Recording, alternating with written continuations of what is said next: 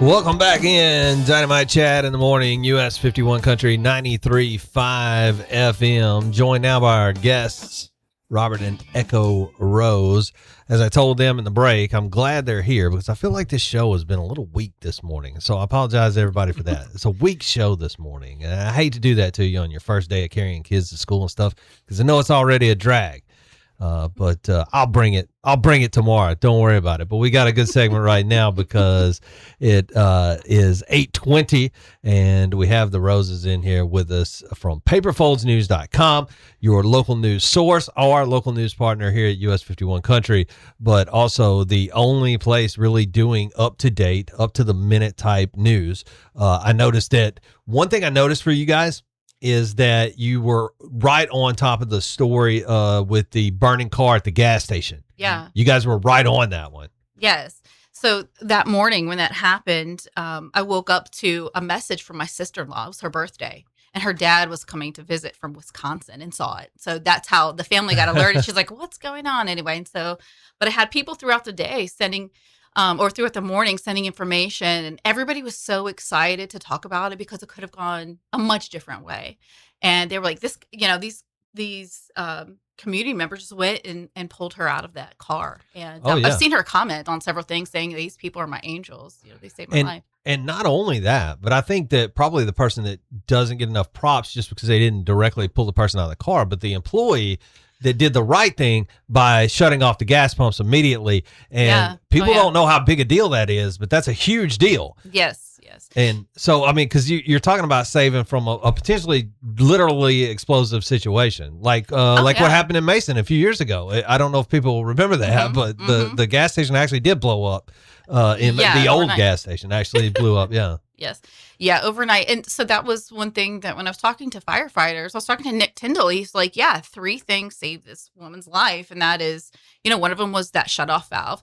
One of them was, people pulling her out and attending to her medical needs. And the other one was the mechanisms put in place when those are designed, like the actual, I forgot what it's called because I'm not mechanically inclined, but there's the mechanisms are working as they should. So yeah, it's like kind of like now they have the quick couple now where people drive off, it doesn't spew gas everywhere, and and I've seen people, like I'll be at the gas, I've seen people drive off and pull that thing right out. Oh gosh. But I guess it's easy to just kind of forget what you're doing and do that. We're coming on the heels of an election. So for the election, on last Thursday, we had the county general election. We had the primaries for state and federal elections. And we had a voter turnout of about 23.9%, which is close to 24. Let's say 24%. So less than 1 in 4, but barely less than 1 in 4 turned out.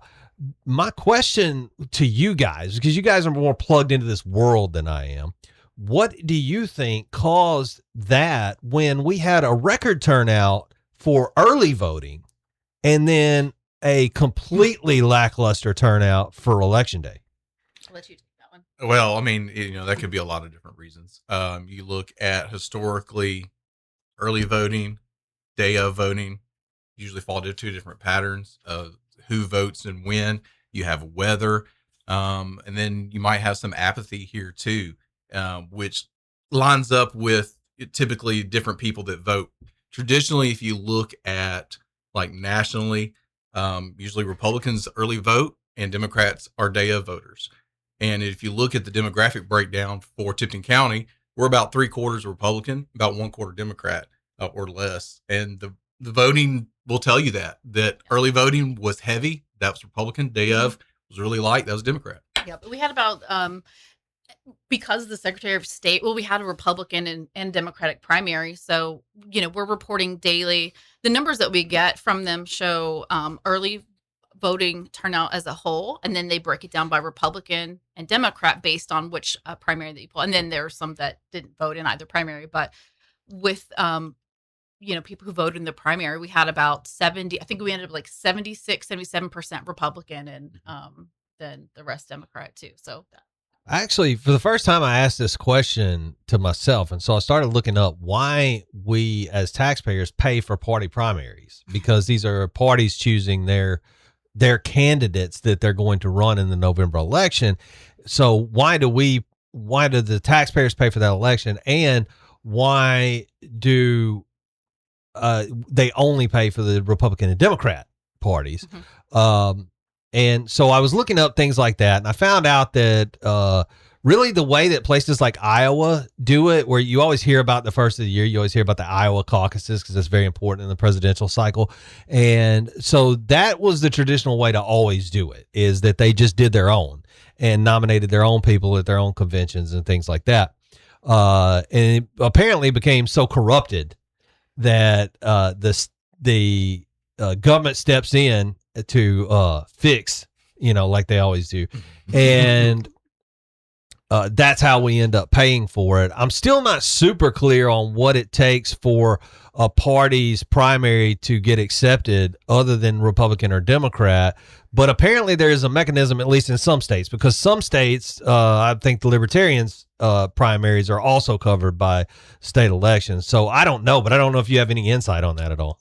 Yeah, I'm not exactly sure. It is very recent that we've had Republican Democratic primaries here. Especially on the county level. It's been, it's been, gosh, the inside of 10 years. It's not, it might be 16, 18, something like that. That's a statewide change. Right. By the state legislature, they specifically decided to do that. Why? There's a lot of debate on that as to reason why, but that's something that was done at the state level. And it has been kind of contentious. A lot of people say that it is a waste.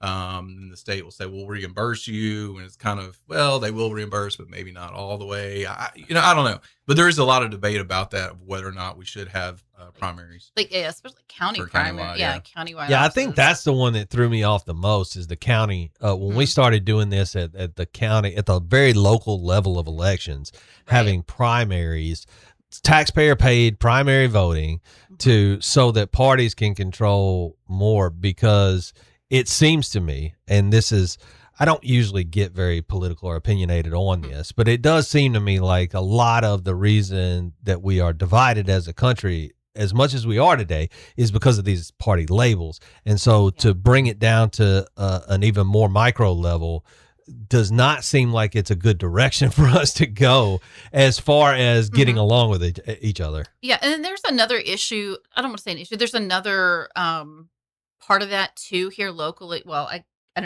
I'm just saying locally, just because it's happened to come up this election, is you have candidates who, during the qualification process, the Republican Party has determined if you're bona fide or not. And there were a couple of candidates who were not allowed to appear on the ballot as Republicans, even though one of them held office as a Republican in the past. I think maybe that was the issue. I don't know. And they were notified really close to the deadline, so they had to either not run or run as independents, and or just be write-in candidates. And so it's a very odd thing. That got a little confusing. Yeah, sometimes. And the other odd thing, and I'll talk to you about this on the other side because we'll take a break. But I've brought this up on the air before, but the judge thing, the yes or no on the judge thing. We got to be able to do something better than that, don't we? I mean, I just, because if you follow the numbers, you look at the numbers, it's all about 80 yes, 20 no. Yeah. It's roughly in there for every single one of them, which means that every single person almost just votes either all yes or all no.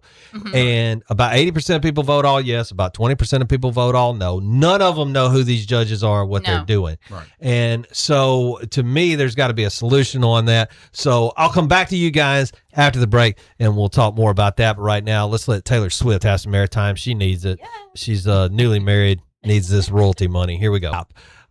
So we were talking before about the judge situation, and this is my thought on it, and I don't know what you guys thought on it is.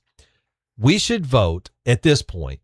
We have all these different courts that have all these different judges, and you vote yes or no whether to retain them. It's not even that they run against people, which is weird, because then if you vote not to retain them, I don't think anybody knows what happens, because that never happens. But and so there's probably not even a plan in place for it. But I think that what we should do is vote for a Chief Justice that actually has to run against someone Now, it could be unopposed like the other ones. I mean, you can't force people to run, but I'm just saying that it's an actual election where you choose between people, a chief justice, and then they appoint the other justices. That seems to me to make more sense. Yeah, I don't know. It's one of the joys of this country, right? Where every state has its own rules, or they can vary from the federal level, from state to state, and what have you. I couldn't tell you. I have a degree in political science. I couldn't tell you what Tennessee's Supreme Court laws are.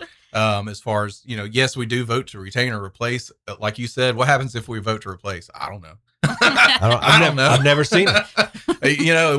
We say, well, if they're in office right now, they can't be doing that bad of a job because we don't know. Never hear about them. We don't hear about them, so we'll just vote to retain, and that's seemingly what we do. So whether we elect a Supreme Court justice, a chief one, and they appoint, the governor appoints, we elect all of them.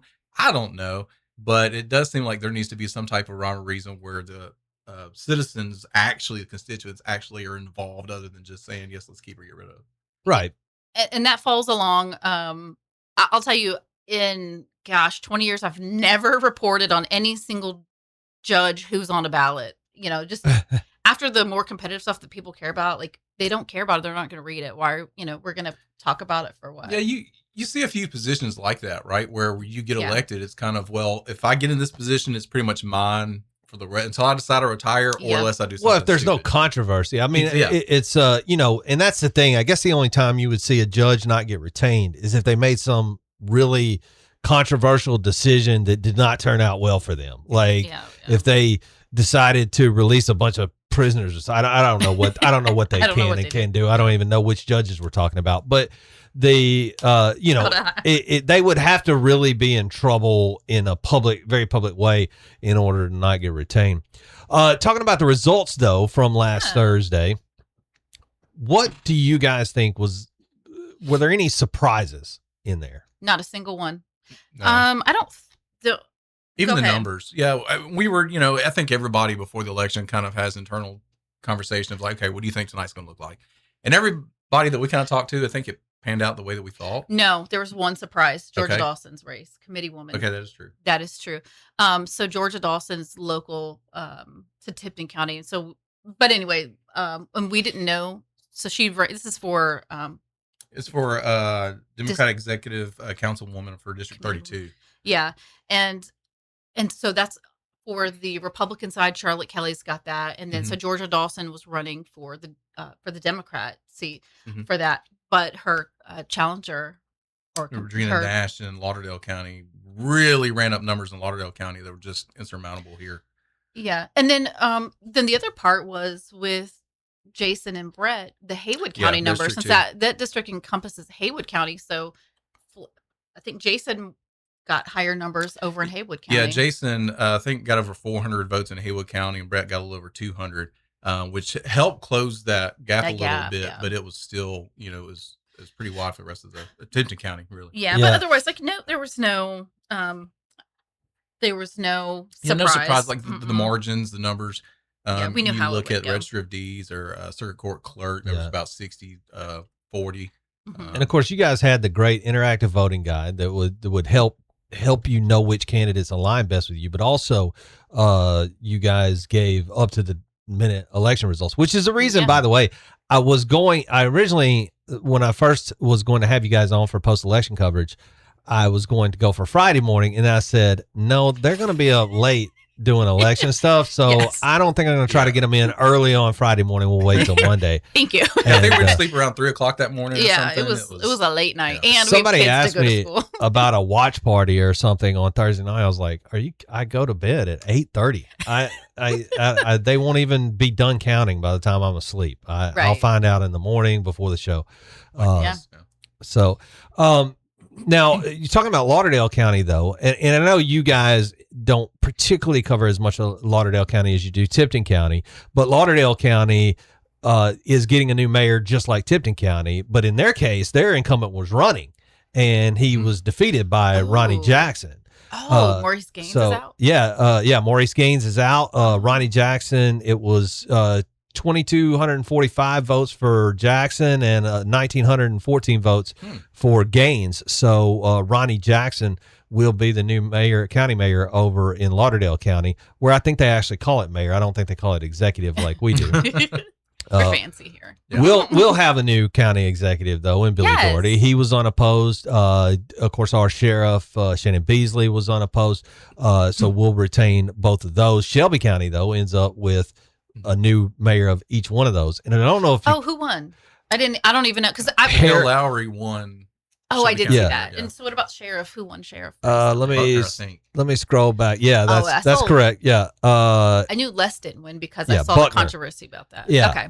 Lowry and Buckner. And so I was talking about it in the last segment, and the outgoing sheriff, Floyd Bonner, said that he and the outgoing mayor, who had served at the same time in office for about 8 years, contemporaneously with each other, they only spoke twice the entire time. That's not great. Typically not a good sign. Wow. Okay. I have a feeling that will not be the case for Chief Doherty or I guess he's not chief for Chief Beasley and Beasley. Here Sheriff Beasley and Billy Doherty worked together for a long time, that's not happening. But even in Shelby County, the new sheriff and the new mayor have already gotten together on a project, so it's already leagues above apparently where they were before. But that's kind of crazy. To me, it is because you usually see like a really good working. Well, here we have a really good working relationship with right, and you would think even if you didn't, and I understand that they're both elected positions. You may not be the same party, you may not, but you would think that the mayor, at the very least, the mayor would want to reach out to the head of all departments at some point every single month. And this guy only talked to the sheriff twice during 8 years. Shows a real leadership. There's an issue there. But luckily, like you said, we don't have that issue in Tipton County, and we certainly won't have that issue going forward. I'm looking forward to the Billy Doherty era, just to see if for nothing else. I mean, I personally like Billy, right? Yeah. And I've known him for a long time professionally, but just to see if anything is different or what's going on, because we've been. Yeah. I think Jeff Huffman. I can't remember ever having another county executive. It's impossible. Probably 86. He's been there since I was in kindergarten. I'm 45. So that's probably then me too. Then me too, because I'm the same age. So and and of course I've known him forever. He's always been great to me. I got not a bad word to say about Jeff Huffman, but it'll be interesting to see what it's like without Jeff Huffman at the helm. Yeah. I think that certainly we've had, a lot of great years under Jeff Huffman. We're debt free. I think that's something that everyone talks about. And I think that the county is like, okay, we've had a lot of years of service under you, and now we're ushering a new era, and everyone's kind of excited about that. I think we're sad to see him, sad to see Mayor Huffman go, I think, but everybody is. I appreciated his budget strategy. And I came to appreciate it a lot more the older I got and the more understanding that I got. But even when I was a lot younger and involved in city government, he was very helpful to me a lot. And but his budgeting strategy was always whatever last year's revenue was, that's what this year's budget cap is going to be. And the budget will always be balanced to that number. And that's not how most governments do it. Most governments project revenue and they project an increase, and therefore they budget to spend more money than they know they'll bring in.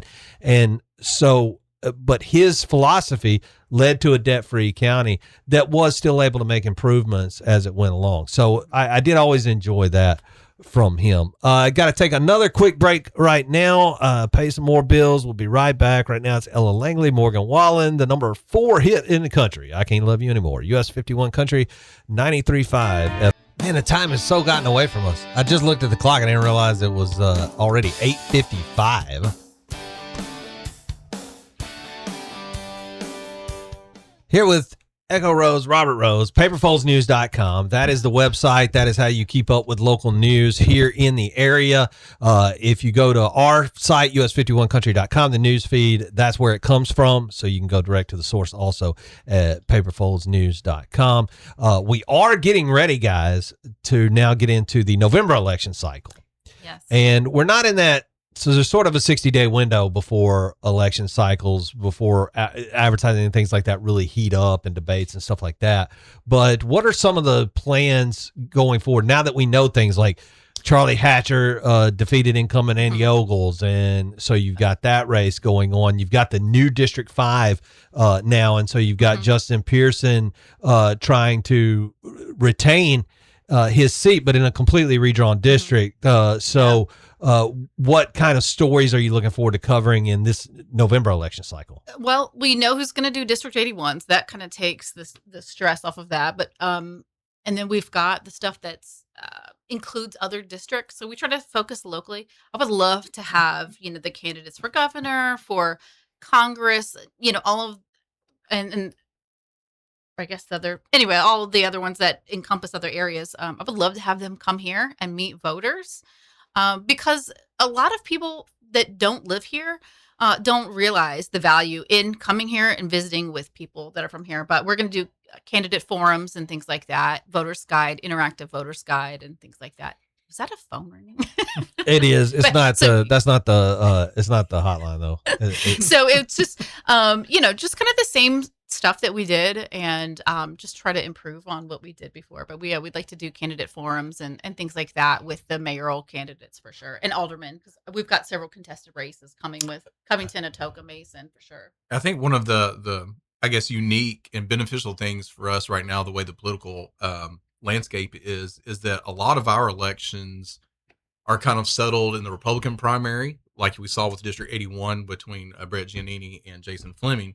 Well, now we know that Brett Giannini will be the representative elect for that seat because the Democrats aren't going to run anybody against him in the general election, which, so essentially that election was decided in the primary. It's not going to be decided in the general, which allows us, and we see a lot of that, right? Whether it's the senator for Bill Haggerty or what have you, allows us to focus a lot on the general election for the municipalities with the mayors and the aldermen and such. And obviously, we do want to focus on gubernatorial and other. And the Mason and the Covington elections, I think, will be two that are a very big deal this time around. Yeah, absolutely. And something that is always a soapbox that I get on and is how important the local elections are. Yeah, we want to talk about President Trump. We want to talk about the governors. And we want to talk about that. But your day-to-day life, it depends on the decisions made by the people we're going to elect in November. Your parks and rec, your trash service, your water, whether your lights stay on in a storm, that can be, actually, that's a little bit different. But, your No, I know what all you mean. your city services, depend upon the choices you make. You see more of a daily impact from those and votes. Yeah, absolutely. That affects your day-to-day quality of life. And so you're voting for somebody because you're not looking at their qualifications. You're like, oh, that's so-and-so's son. I just remember them. They were such great people. And you elect somebody based on their name and who their family members are. You're not making a good choice. Or whether you went to school with him when you were in third grade. Yeah. I remember Yeah. So, but it's, we have to. And so that's why we created the blind candidate quiz. So we look at the options without just looking at their names. Right. Well, and it makes sense. You need to sort of see where people are. And the biggest problem is not that voters don't want this information. It's that it's not presented to them in a lot of cases in local races. And so what you guys are doing is really helpful to the entire community, because otherwise they wouldn't get it. When you had just a weekly newspaper that may have listed who it is and a statement from them, but no real in-depth type reporting, no opportunities to debate and or anything like that, really people were left with just if they know the person at all, or if they know somebody that knows them. And so you're right. Those elections are very consequential to things like if there's a pothole in front of your house that hasn't been being fixed, or all of these small parts of life that make up the bigger parts of life, but also things like your local schools and just the general direction of planning in the county or in your city and things like that are all decided at that level. So it is good to inform the voters on that. Absolutely. So, and I'll take what Chad was saying as to a nice little segue plug for PaperFolds News. is that, we're not just putting out a publication once a week and let it be stagnant or static, if you will. Like, we want to have dynamic news presented to you as it occurs in the way that you digest it. It's 2026. People don't typically pick up a newspaper from the gas station and then just read it. And they're not going to go to and I don't want to come across like I'm coming at, because I'm not coming at the weekly newspaper. It's just it's different today. Times changed. We see this with radio, right? Like, radio's changed. Any type of periodical has changed, and you have to adapt. And that's something that we're trying to do, is just to adapt and to meet people where they are, instead of saying, this is our platform. If you want to digest our information, you have to come to where we are. Right. No. And I love the way that you guys do it in a non-editorial manner, where it's very straightforward. These are the facts of the situation. And there's sort of a clear, I don't know what the word is, but just it's clear that it's news. This is news, and this is information for you as a county, and we're not pushing an agenda on you. We're just trying to give you the information for you to have it and make the best decisions for you and your family. I got to go. We're past the top of the hour. Thanks for coming in today, Echo and Robert. I appreciate both of you coming in today.